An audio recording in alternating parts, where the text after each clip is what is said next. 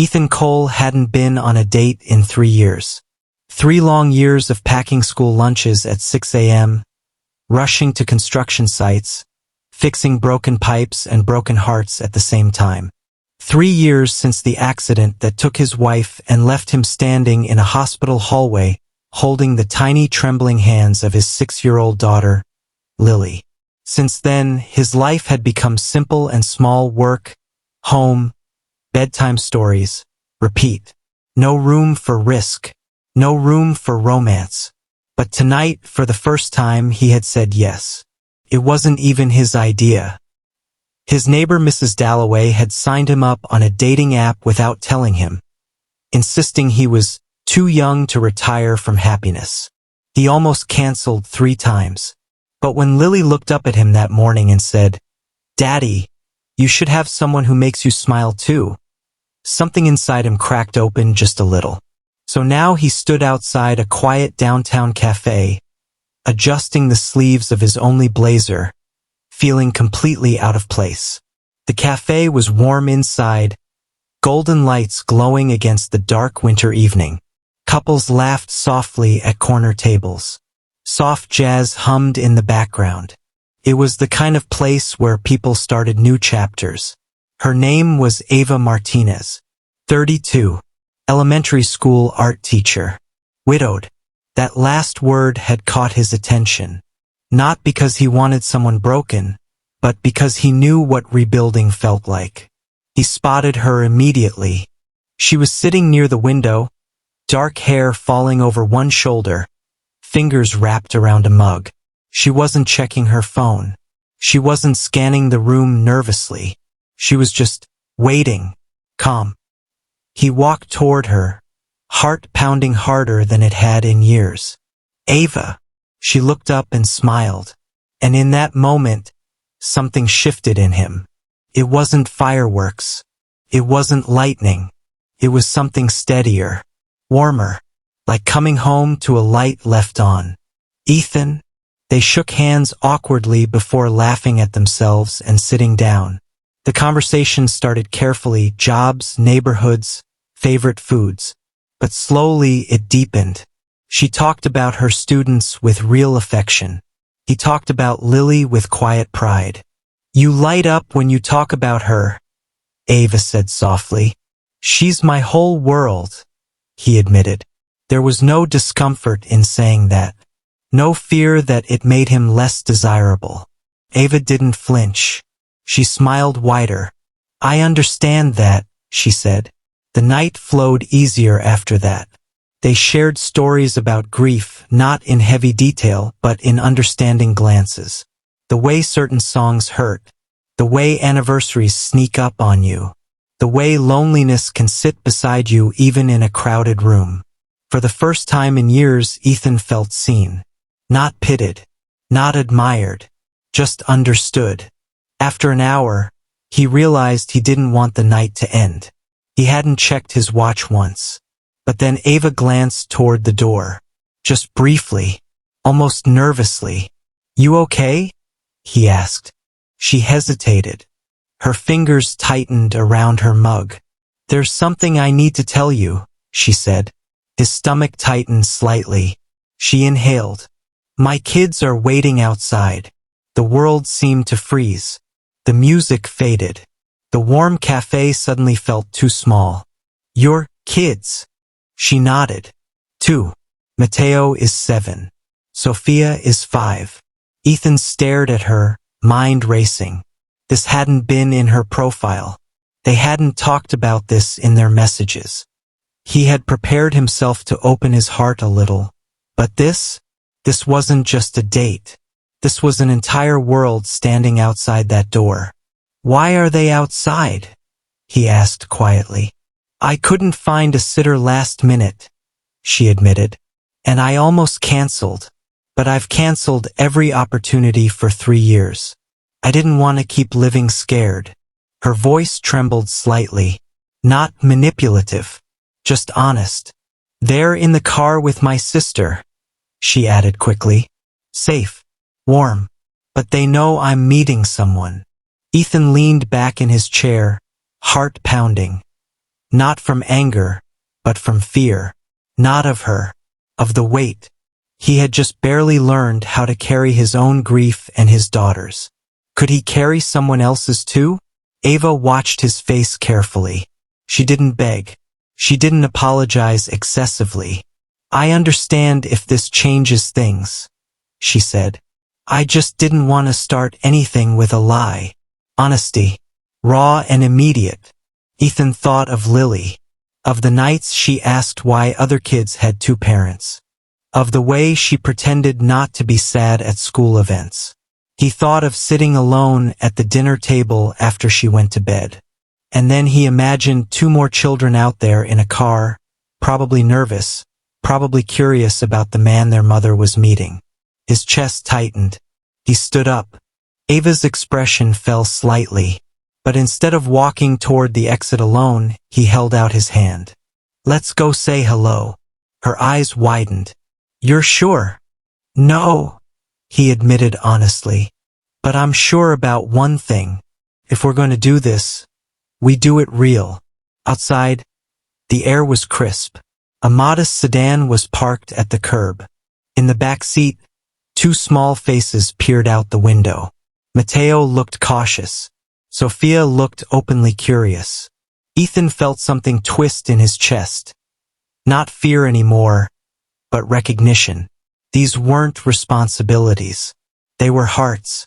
Ava introduced them carefully. This is Mr. Ethan. Hi, he said gently, crouching slightly to their level. I hear you two are keeping your mom brave tonight. Sophia giggled. Mateo studied him carefully. Do you have kids? Mateo asked bluntly. Yes, Ethan replied. A daughter, Lily. How old? 6. Mateo nodded once as if evaluating something important. That's okay then, he decided. Ava laughed softly, relief washing over her face. In that cold night air, something unexpected happened. The fear didn't disappear, but it transformed. It became possibility. Ethan realized something powerful. He wasn't choosing between his child and hers. He was choosing whether to believe love could grow bigger than fear. And sometimes the bravest thing a single parent can do is let someone else stand beside them. If you're watching this story and you believe in second chances, in blended families, in love that shows up imperfect but real, make sure you subscribe to this channel. Because stories like this remind us that life doesn't end after heartbreak. Sometimes it just waits for courage. Ethan had been nervous all day. He'd explained everything gently to Lily. That Ava was someone special. That she had children. That nobody was replacing anyone. Lily had listened quietly. Are they nice? She asked. Yes, he said honestly. Are you happy when you're with her? He hesitated, then nodded. Yes. Then I'll try, she said simply. The first meeting happened at a park. Neutral ground. Safe space. The children circled each other at first like cautious animals. Then Sophia offered Lily a cookie. Mateo challenged Ethan to push them higher on the swings. Within 30 minutes, laughter replaced awkwardness. Ethan stood beside Ava watching the four of them. This is terrifying, he whispered. She smiled. I know, but something deeper was forming. Not instant perfection, not fairy tale magic, but willingness. Weeks turned into months. Dinners became louder. Bedtimes became busier. There were arguments over toys, tears over misunderstandings, and quiet conversations late at night between Ethan and Ava about parenting philosophies and fears. One night, Mateo had a nightmare and accidentally called Ethan Dad in his sleep. Ethan had frozen. Ava had seen the tears in his eyes the next morning.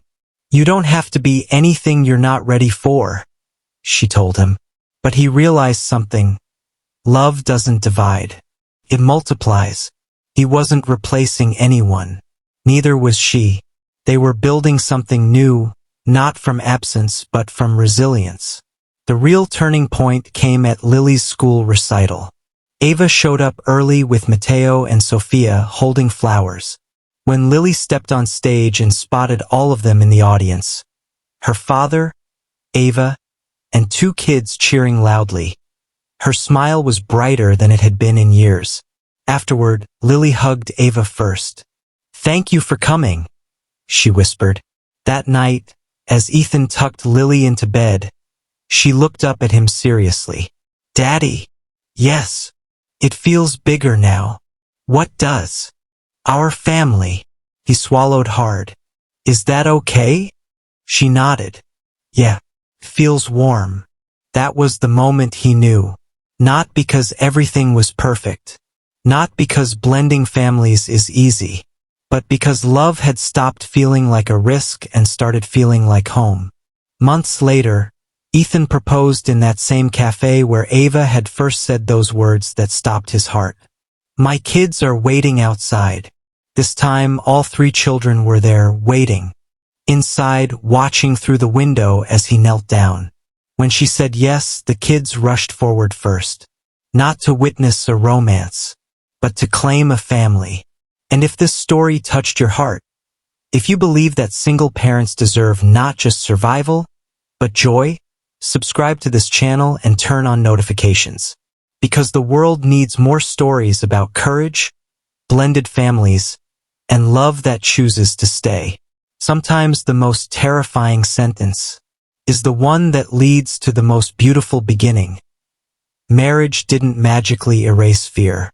It didn't smooth out the sharp edges of 2 broken histories merging into one house with 1 mortgage and 1 set of dinner rules.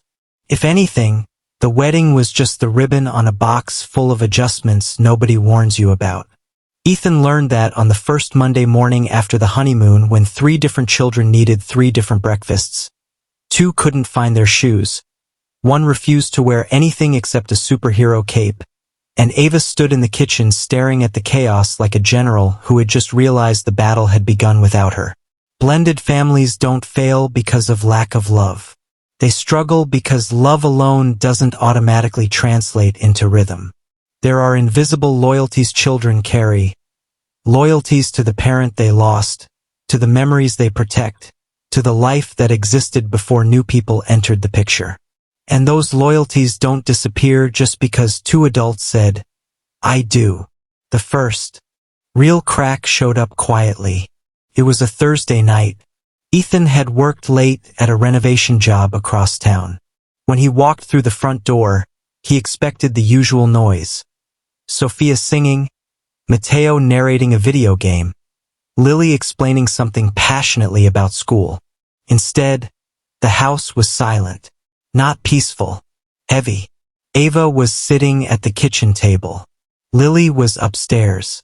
Matteo and Sophia were in their room. "What happened?"